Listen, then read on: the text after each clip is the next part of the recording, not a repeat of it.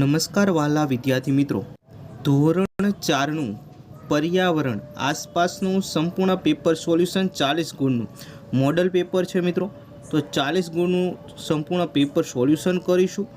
Paper solution આપને ખૂબ જ ઉપયોગી થશે અને પરીક્ષામાં સારા માર્ક્સ લાવવા માટે પેપર સોલ્યુશન ખૂબ જ જરૂરી છે.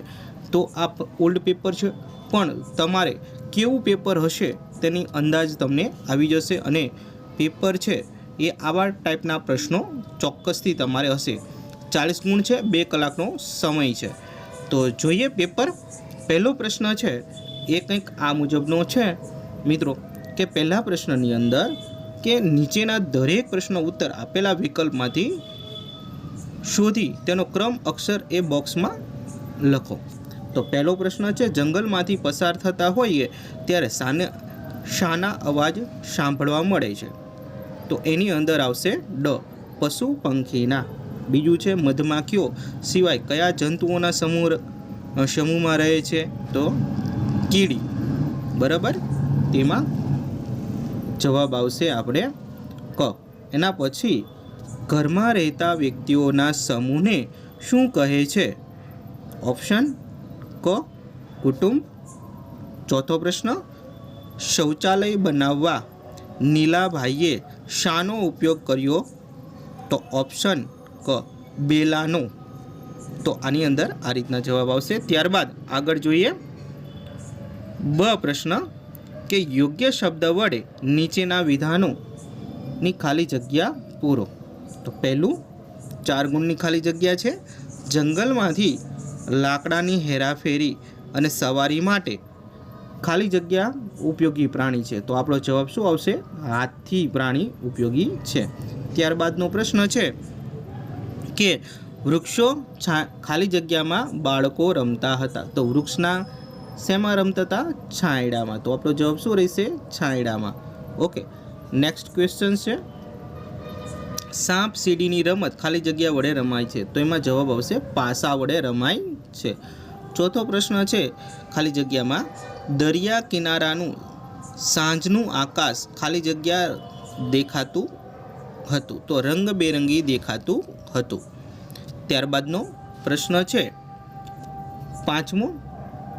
તો પાંચમાની અંદર સૂર્યની સામે ખીલતું ફૂલ, તેમાં જવાબ લખીશું સૂરજમુખી છે.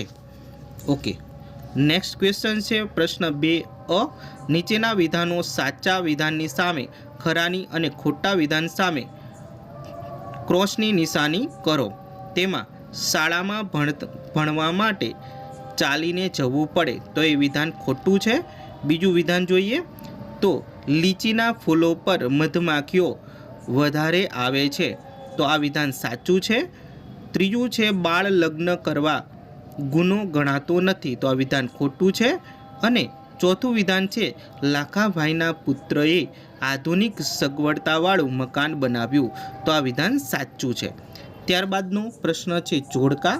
તો બંધ બેસતા જોડકા રચો.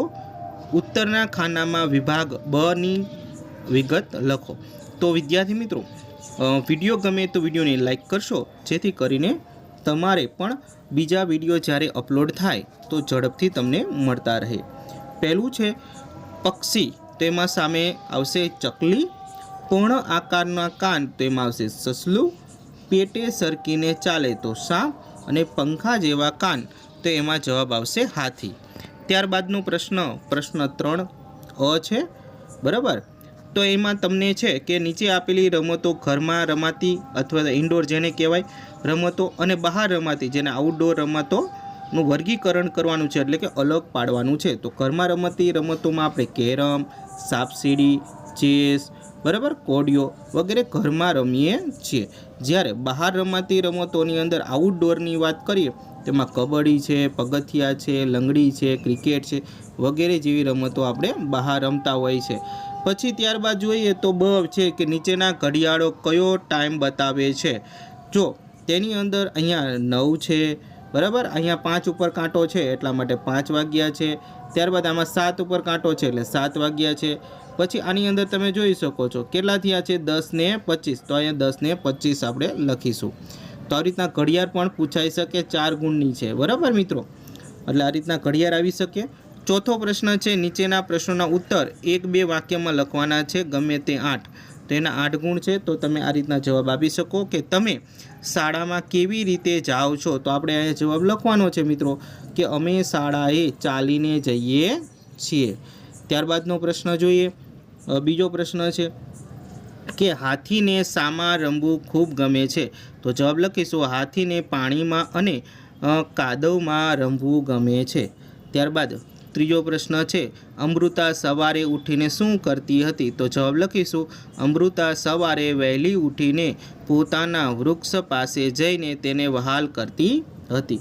ચોથો પ્રશ્ન છે, અનિતા શું બનવા માંગે છે, તો એનો જવાબ લખીશું અનિતા મધની મોટી વેપારી બનવા માંગે છે, જેથી તે લોકોને મધ પૂરતા કિંમતમાં આપી શકે। ત્યારબાદ છે, મધમાખીઓ અનિતાને શું સહન કરવું પડતું હતું, તો મધમાખીઓ ઉછેરતા મધમાખીઓ ઘણીવાર અનિતાને ડંખ મારતી હતી, તેનો હાથ અને ચહેરો સૂજી જતો હતો અને ખૂબ પીડા થતી હતી।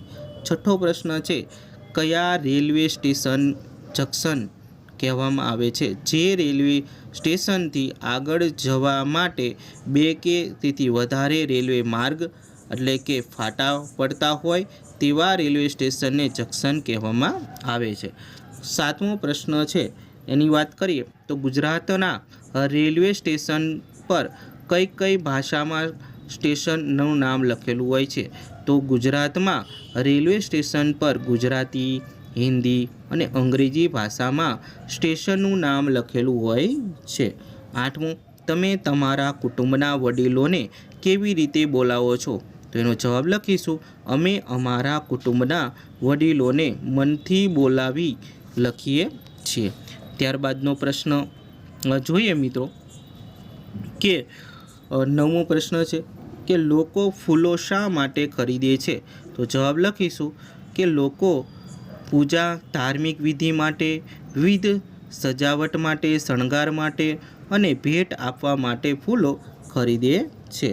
10મો છે, તમારા ગામમાં કેવા કેવા પ્રકારના ઘર જોવા મળે છે, તો જવાબ લખીશું કે અમારા ગામમાં કાચા મકાન, પાક્કા મકાન, ઝૂંપડીઓ, ધાબાવાળા મકાનો, નળિયા કે પતરાવાળા મકાનો એમ જુદા જુદા પ્રકારના મકાનો જોવા મળે છે। 5મો પ્રશ્ન છે મિત્રો કે નીચેના પ્રશ્નોના ઉત્તર લખો ગમે તે 4, જેમાં 8 ગુણ છે, એક પ્રશ્નનો છે એ 2 ગુણ છે કે તમને ગમતા પ્રાણી વિશે તમારે કેટલા લખવાના છે, 4 વાક્યો લખવાના છે, બરાબર। કે મને જો કેવી રીતના લખવાનું છે કે મને ગાય ગમે છે, ગાય દૂધ આપે છે, ગાયને 4 પગ હોય છે, તેને માતા ગણીને પૂજવામાં આવે છે, ગાય ઘાસ ખાય છે, ગાય સફેદ અને રાખોડી રંગની હોય છે, ગાયનું દૂધ સ્વાસ્થ્ય માટે ખૂબ જ ઉપયોગી છે। તો આ રીતના છે, તમે તમારી રીતે ઉમેરો કરી શકો, વધારે પણ લખી શકો છો। ત્યારબાદ મિત્રો નેક્સ્ટ પ્રશ્ન છે કે વૃક્ષો આપણા મિત્રો સાથે કહેવાય છે, તો જવાબ લખી શકો કે વૃક્ષો આપણને ખોરાક પૂરો પાડે છે। બીજું છે કે વૃક્ષો આપણને બારી બારણા અને ફર્નિચર માટે લાકડું આપે છે, વૃક્ષો હવાને શુદ્ધ રાખે છે, વૃક્ષો વરસાદ લાવે છે અને જમીનનું ધોવાણ અટકાવે છે, વૃક્ષો આપણી જીવન જરૂરિયાત ચીજવસ્તુઓ પૂરી પાડે છે। ત્યારબાદનો પ્રશ્ન છે કે ત્રીજો, તમે મુસાફરી વખતે ટિકિટ તપાસનારને કેવી રીતે ઓળખશો, તેનો જવાબ લખીશું મિત્રો કે દરેક ટ્રેનમાં મુસાફરોની ટિકિટ તપાસવા માટે ટિકિટ ચેકર હોય છે, તેઓ કાળા રંગનો કોટ, સફેદ પેન્ટ અને માથા ઉપર ખાસ પ્રકારની ટોપી પહેરે છે। ડબ્બાના દરેક મુસાફરો પાસેથી તેઓ દંડ વસૂલે છે। આમ ટિકિટ તપાસનારા ગણવેશ અને તેમની ઓળખ માટે રેલવે તરફથી મળેલા બિલ્લા પરથી આપણે તેને ઓળખી શકીએ છીએ। ચોથો પ્રશ્ન વિદ્યાર્થી મિત્રો છે કે રિયાના કુટુંબ એ જંપોર દરિયા કિનારે શું શું કર્યું, તો વિદ્યાર્થી મિત્રો અહીંયા તમે જે રિયાએ દરિયા કિનારે જે કર્યું હતું તે બધું લખવાનું છે કે રિયા અને તેના ભાઈઓએ જ્યારે દરિયા કિનારે રેતીમાં ઘર બનાવ્યા પછી કુટુંબના બધા લોકોએ હોડીમાં બેસી દરિયાની મુસાફરી કરી, ઘોડા પર તથા ઊંટ પર સવારી કરી અને દરિયા કિનારે બેસીને નાસ્તો કર્યો, દરિયા કિનારે ફોટા પાડ્યા અને વિડીયો પણ લીધા. તો આ રીતે લખી શકાય. હવે પાંચમો અને છેલ્લો પ્રશ્ન છે આપણો કે મૂળનું નામ શું છે, મૂળનું કાર્ય શું છે? તો વનસ્પતિના જુદા જુદા ભાગમાં મૂળ એક ભાગ તરીકે છે. તે વનસ્પતિને આધાર આપવાનું કામ કરે છે. જમીનમાંથી પાણી મેળવી પ્રકાંડ મારફતે વનસ્પતિના વિવિધ ભાગોમાં પહોંચાડવાનું કામ કરે છે. મૂળ જમીનમાં રહીને વનસ્પતિના વાવાઝોડા અને ભારે પવનની વરસાદથી તેને રક્ષણ પણ આપે છે. તો મિત્રો આ થયા આપણા પેપર. તો પેપર તમને ખૂબ ગમ્યું હશે. ગમ્યું હોય તો વિડીયોને લાઈક કરશો, તમારા મિત્રોને શેર કરશો અને ફરી મળીશું બીજા વિડીયો સાથે. ત્યાં સુધી આવજો. અને આ વર્ષના પણ જે નવા પેપર છે એ પણ અપલોડ કરવામાં આવશે. તો ખાસ કરીને ચેનલ સાથે જોડાયેલા રહેજો.